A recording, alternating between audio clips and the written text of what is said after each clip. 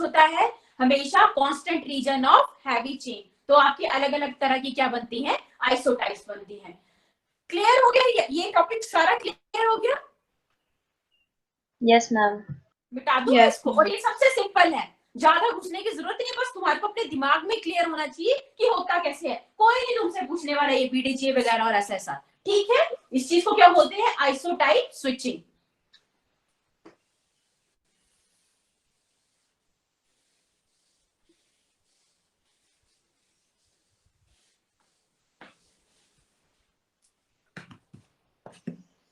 एक टर्म तुमने और सुनी होगी, सोमैटिक हाइपरम्यूटेशन।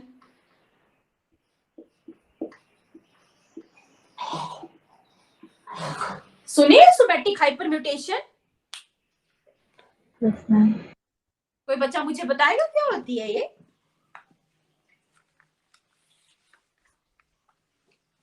बहुत पेसेस म्यूटेशंस होती हैं इसके क्या अंदर। होती है?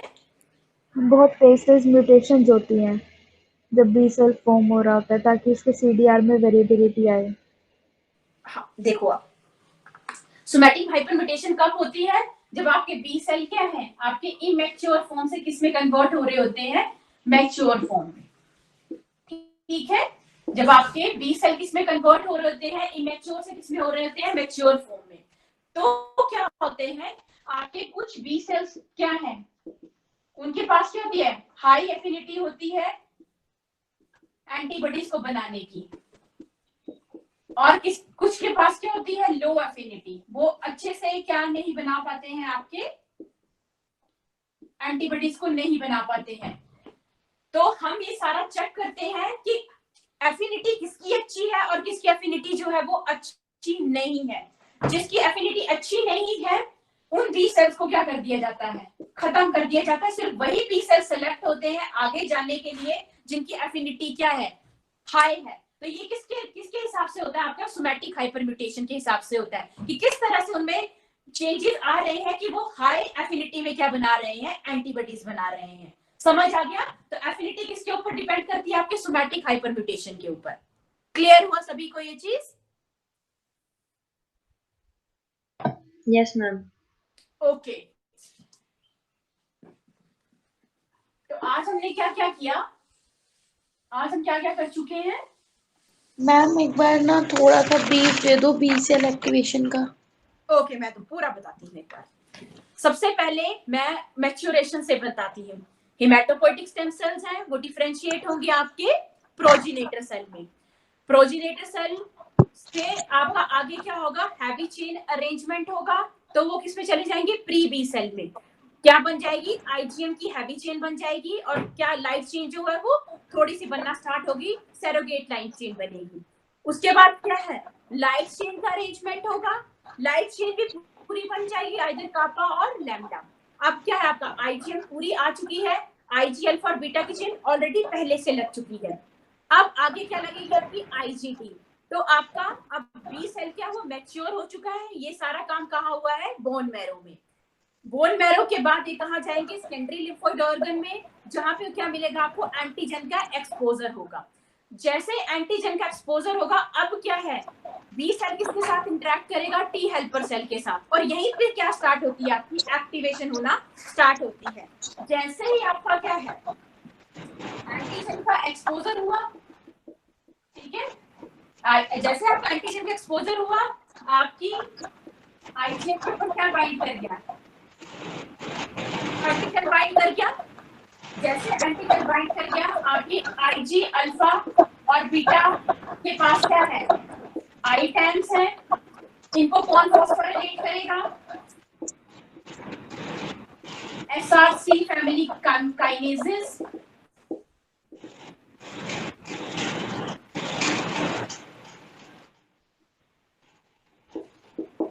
आई टैम्स किससे फॉस्फोराइलेट होंगे, एसआरसी फैमिली काइनेजेस से। ये आगे क्या करेंगे, सिग्नल भेजेंगे।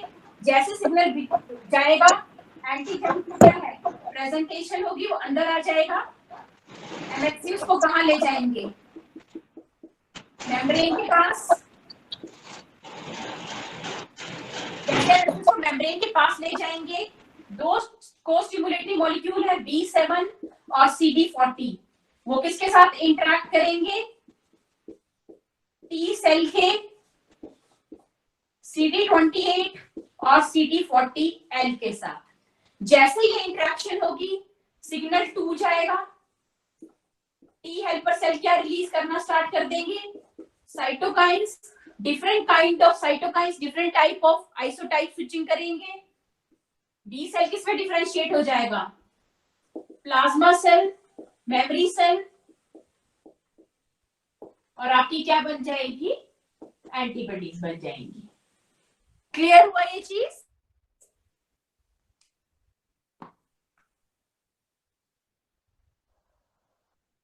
Yes ma'am. अब पता चल गया ना सभी को? बोलो। Yes ma'am. ओके, यहां तक किसी टॉपिक? No ma'am. ओके, कल हम इनके ऊपर क्वेश्चन करेंगे। अब हम स्टार्ट करते हैं कॉम्प्लीमेंट सिस्टम। जब मैम पूरा 1 तो मिनट रब मत करना। ओके, एक हाँ कोई बात नहीं।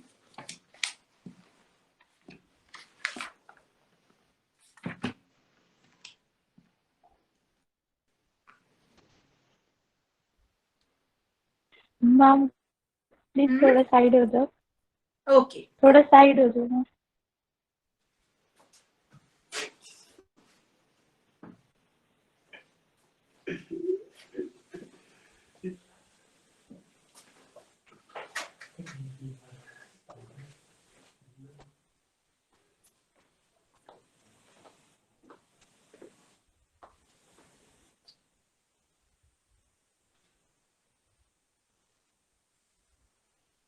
Done ma'am. ओके, तो सारे टॉपिक्स क्लियर हो गए ना? कोई बच्चे इसको इम्यूनो में प्रॉब्लम हो रही है? इम्यूनो समझ आ रही है अच्छे से? Yes ma'am. ओके, तो नेक्स्ट टॉपिक है हमारा कॉम्प्लीमेंट सिस्टम।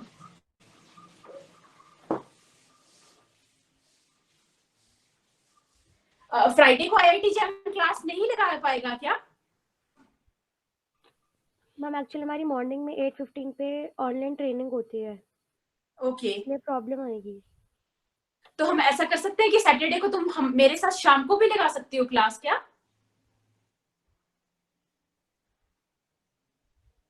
सिर्फ 1.5 घंटे की।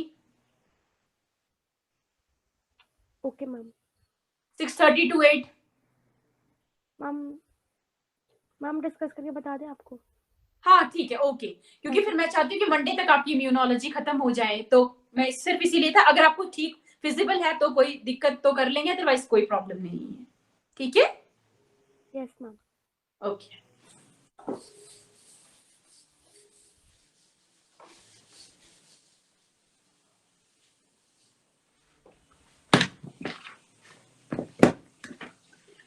नेक्स्ट है आपका कॉम्प्लीमेंट सिस्टम।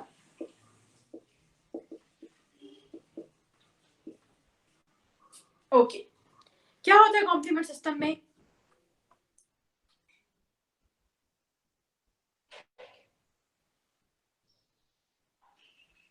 कोई बच्चा?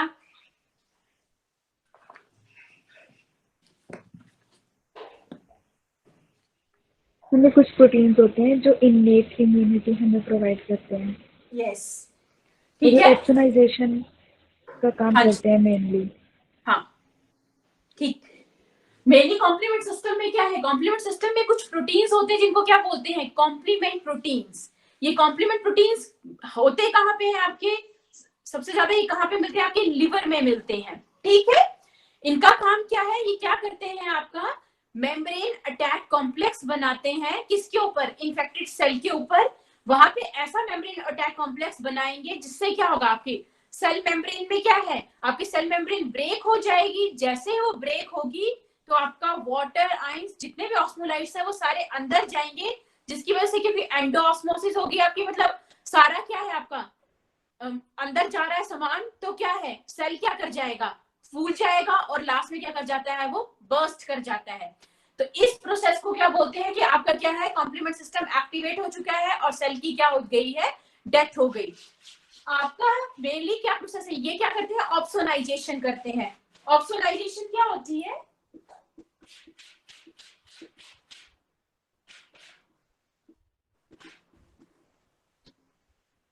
ऑप्सोनाइजेशन क्या होती है, कोई मेरे को बताएगा?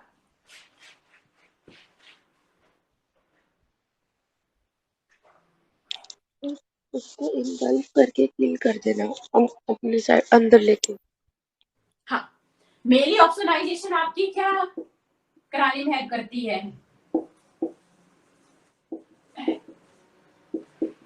ऑप्सोनाइजेशन क्या प्रोसेस है, वो क्या इंड्यूस करवाता है आपके फैगोसाइटोसिस। और कौन कराता है ये फैगोसाइटोसिस? आपके प्रोटीन्स होते हैं जिनको क्या बोलते हैं, ऑप्सोनिन्स। ठीक है, ऑप्सोनिन्स ऐसे प्रोटीन्स हैं जो क्या इंड्यूस कराते हैं, आपकी फैगोसाइटोसिस कराते हैं, और इस प्रोसेस को क्या बोलते हैं, ऑप्सोनाइजेशन। क्लियर हुआ ये चीज?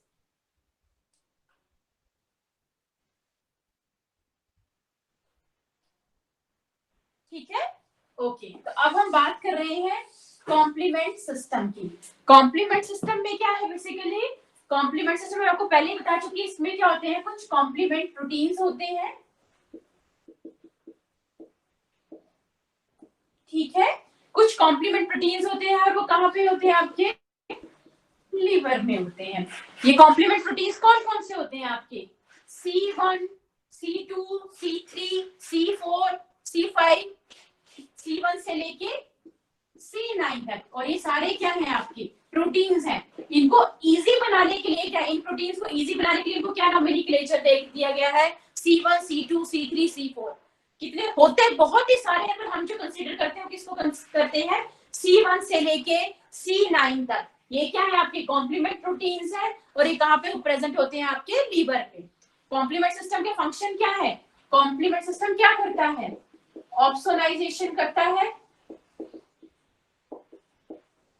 ठीक है, कॉम्प्लीमेंट सिस्टम किसका पार्ट है आपका, इनेट इम्यूनिटी का, प्लस आपका अडैप्टिव इम्यूनिटी का भी है। ये इनेट इम्यूनिटी में भी काम करता है और अडैप्टिव इम्यूनिटी में भी काम करता है।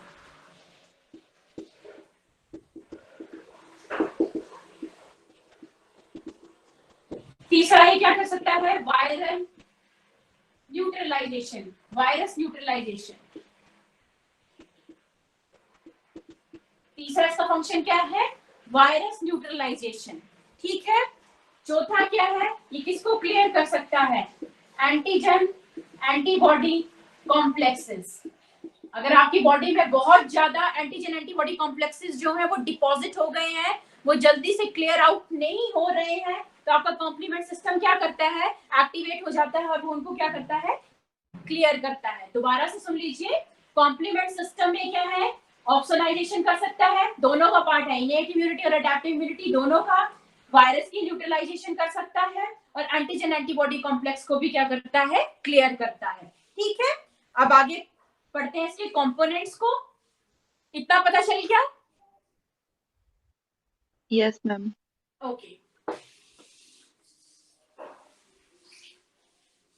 मैंने आपको पहले ही बताया कि इसके कंपोनेंट्स क्या हैं, C1 से लेके C9। ये जो प्रोटीन्स होते हैं ये हमेशा कौन सी फॉर्म में रहते हैं, इनएक्टिवेटेड फॉर्म में। अगर इनको एक्टिवेट करना हो तो इनको क्या करना पड़ता है, स्प्लिट करना पड़ता है।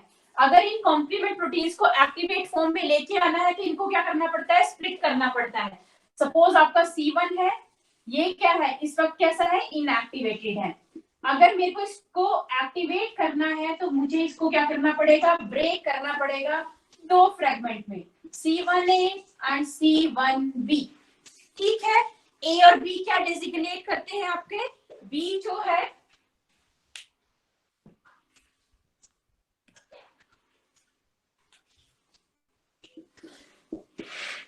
A जो आपका फ्रेगमेंट है वो क्या करता है, स्मॉलर फ्रेगमेंट को बनाता है। ठीक है, और B क्या बनाता है आपका, लार्जर फ्रेगमेंट। दोबारा से सुन लीजिए, ये जो प्रोटीन्स होते हैं ये इनएक्टिवेटेड फॉर्म में होते हैं। अगर इनसे कुछ इनको एक्टिवेट करना है तो इनको क्या करना पड़ता है, ब्रेक करना पड़ता है दो फ्रेगमेंट में। सपोज ये कोई प्रोटीन है, एन टर्मिनल सी टर्मिनल, इसको क्या कर दूंगी, स्प्लिट कर दूंगी, एक छोटा फ्रेगमेंट बन जाएगा, एक बड़ा फ्रेगमेंट बन जाएगा। ए से मैं क्या करती हूँ, डिनोट स्मॉलर फ्रेगमेंट को, और बी से मैं क्या डिनोट करती हूँ, लार्जर फ्रेगमेंट को। पर यहाँ पे एक एक्सेप्शन है, मुझे कौन बताया हुआ एक्सेप्शन क्या है? C2A। C2A। मेनली C2 क्या है आपकी एक्सेप्शन है। इसमें क्या है, जब आपका C2 जो है वो ब्रेक होता है C2A और C2B में, तो आपका A क्या है, आपका लार्जर फ्रेगमेंट है, और B क्या है, स्मॉलर फ्रेगमेंट है। A क्या है आपका लार्जर फ्रेगमेंट है, और B क्या है आपका स्मॉलर फ्रेगमेंट है। ठीक है, ये क्या है एक्सेप्शन है। बाकी C1, C3, 4, 5, 6, 7, 8, 9 वो कैसे हैं, ऐसे हैं। A क्या उनमें स्मॉलर है और B क्या है लार्जर। पर C2 क्या एक्सेप्शन है, उसका A फ्रेगमेंट क्या है आपका लार्जर है, और B फ्रेगमेंट क्या होता है, स्मॉलर फ्रेगमेंट होता है। क्लियर हो गया सभी को ये चीज? Yes, ma'am. ओके, नेक्स्ट बात।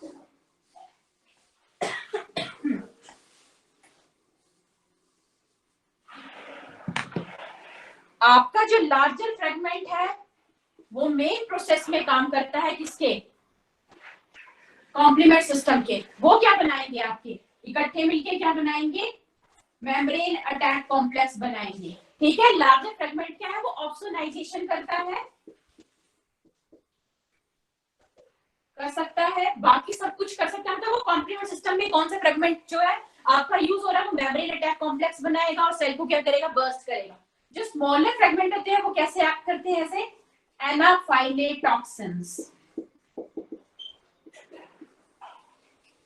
जो आपके स्मॉलर फ्रेगमेंट्स है वो कैसा काम करते हैं, एनाफाइलेटॉक्सिन्स। क्या होते हैं, कोई मुझे बताएगा?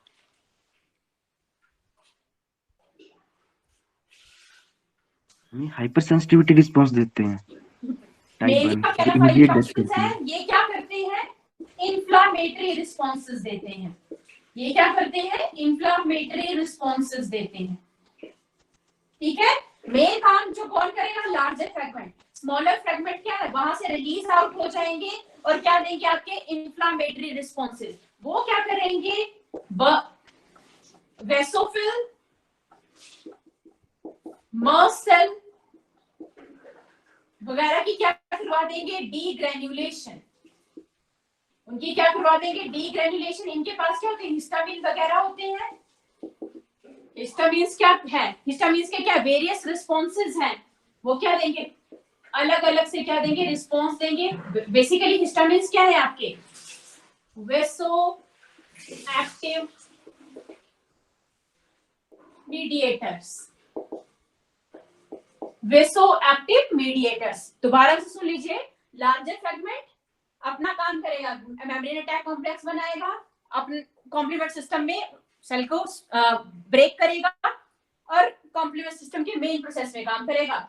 इनका काम क्या है, इन्फ्लामेटरी रिस्पॉन्स। ये क्या एनाफाइलेटॉक्सिन्स बनाते हैं, इनका काम क्या है, इन्फ्लामेशन करना। ये वेसोफिल मर्स सेल की क्या करा देंगे, डीग्रेनुलेशन। उनके केमिकल मीडिएटर्स रिलीज होंगे, जैसे कि एग्जांपल में हिस्टामिन। वो क्या करेंगे, अलग अलग से रिस्पॉन्सेज देंगे। समझ आ गई ये चीज? Yes ma'am. ठीक है, ये चीज याद रखनी, क्योंकि कल ही हम कंटिन्यू करेंगे जब हम उनके 3 पाथवे पढ़ेंगे कॉम्प्लीमेंट सिस्टम के, क्लासिकल, अल्टरनेट और लैक्टिंग पाथवे। अब लास्ट बात जो है वो आज, हाँ मम वेट। ओके,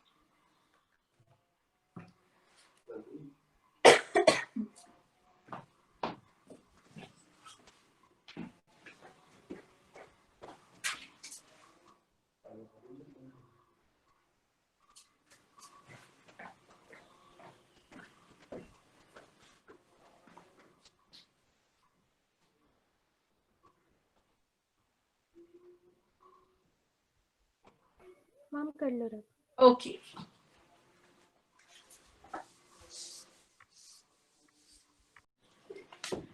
जिस कंपोनेंट के ऊपर क्या है,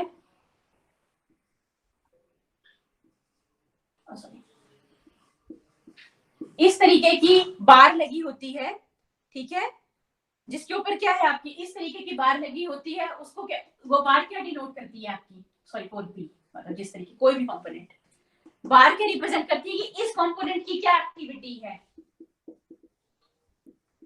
एंजाइमेटिक। Enzymatic activity. ये कैसा काम करेगा? एज अ एंजाइम काम करेगा। जिस भी कंपोनेंट के ऊपर क्या लगी होगी, बार लगी होगी, उसका मतलब क्या है, वो कैसा काम करेगा आपकी, उसकी कैसी एक्टिविटी है? एंजाइमेटिक एक्टिविटी है। क्लियर हो गया सभी को ये चीज? Yes ma'am. हाँ, तो दोबारा से सुन लीजिए।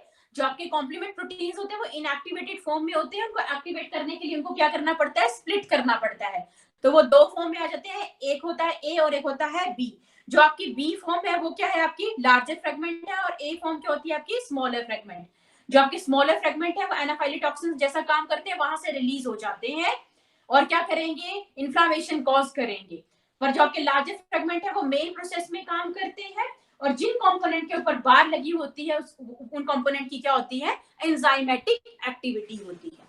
तो आज के लिए हम इतना ही करेंगे। कल हम इनके रिगार्डिंग क्वेश्चंस भी करेंगे और आगे प्रोसेस को कंप्लीट करेंगे, इसके पाथवेज को। यहाँ तक कोई बच्चा जिसको कुछ मतलब दिक्कत हो या कोई डाउट हो?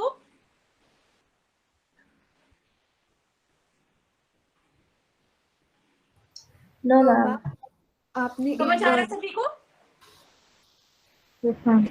मैम ओके, फिर अच्छे से पढ़ो और करो फिर। ओके फिर। मैम हाँ जी। आपने एक टॉपिक करवाया था ना, मोनोक्लोनल एंटीबॉडी फॉर्मेशन। हाँ हाँ हाँ। उसमें आपने ये पॉइंट बताया था कि जो HGPRT है, मतलब पॉजिटिव, जो HGPRT है, हाँ हाँ हाँ, मतलब अगर वो प्रेजेंट है तब वो स्विच करेगा ऑल्टरनेटिव पाथवे में, और फिर हम बोलेंगे कि न्यूक्लिक एसिड सिंथेसिस नहीं होती और सेल डिवीजन नहीं होती, या अगर वो प्रेजेंट है तब? इधर देखो, इधर देखो। जिसके पास HGPRT जीन प्रेजेंट है, ठीक है, वो स्विच कर सकता है किसमें? साल्वेज पाथवे में। तो उसके ऊपर अमाइनो टैरिन का कोई फर्क नहीं पड़ा, क्योंकि वो किस में स्विच कर गया है? साल्वेज पाथवे में। तो अब क्या साल्वेज पाथवे के थ्रू क्या बनेंगे? Nucleic acids. तो क्या होगी? डीएनए की रेप्लिकेशन होगी और सेल क्या करेगा? डिवाइड करेगा। समझ आई ये चीज? क्योंकि साल्वेज पाथवे किसका है? न्यूक्लिक एसिड सिंथेसिस का पाथवे है। जिसके पास होगा वही डिवाइड करेगा, जिसके पास नहीं है वो डिवाइड नहीं करेंगे, क्योंकि अमाइनो टैरिन ने उनके डिनोवो पाथवे को क्या कर दिया है? बंद कर दिया है। समझ आई? यस मैम, ठीक है। ओके, बाकी सभी को ठीक है? Yes ma'am. Okay. Excuse me ma'am. हाँ जी। मैम ये आपके नोट्स काफी है या फिर हमें बुक से भी थोड़ा रिफर कर? नहीं नहीं नहीं नहीं, जितना मैं करवा रही हूँ उतना सफिशिएंट है। उसमें एक दो जगह पे थोड़ी सी मतलब कुछ इनकरेक्ट होगा, वो मैं आपको व्हाट्सएप पे डाल दूंगी कि उसमें कुछ लाइन जो है वो क्या इनकरेक्ट है। ठीक है, एक दो जगह पे है वो। Okay ma'am. बाकी तुमको जो मैं नोट्स दे रही हूँ उससे अलावा नहीं, मुझे नहीं लगता तुमको। और जो मैं क्लास में कराती हूँ, मैं नोट्स से भी ज्यादा क्लास में बताती हूँ। Yes ma'am. ठीक है, तो इतना कर लोगे तो जो क्वेश्चन अटेम्प्ट होने हैं वो उसी से हो जाएंगे। मेरे ख्याल से मुझे नहीं लगता तुमको कुछ पढ़ने की जरूरत है फिर। Okay ma'am. ठीक है, okay, thank you so much, bye bye. Thank you ma'am.